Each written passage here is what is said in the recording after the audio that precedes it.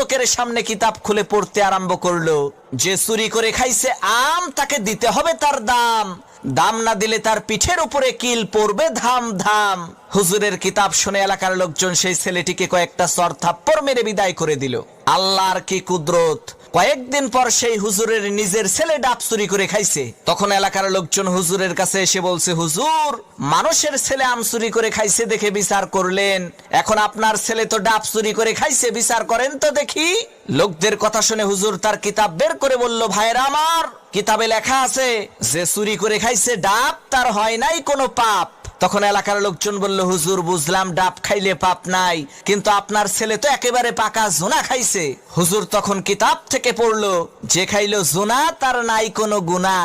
এলাকার লোকজন বলল, হুজুর ডাব খাইলে পাপ নাই, জোনা খাইলে গুনাহ নাই মানলাম, কিন্তু আপনার ছেলে তো নারিকেল খাইছে। তখন হুজুর তার কিতাব থেকে পড়লো যে নারিকেল খাইছে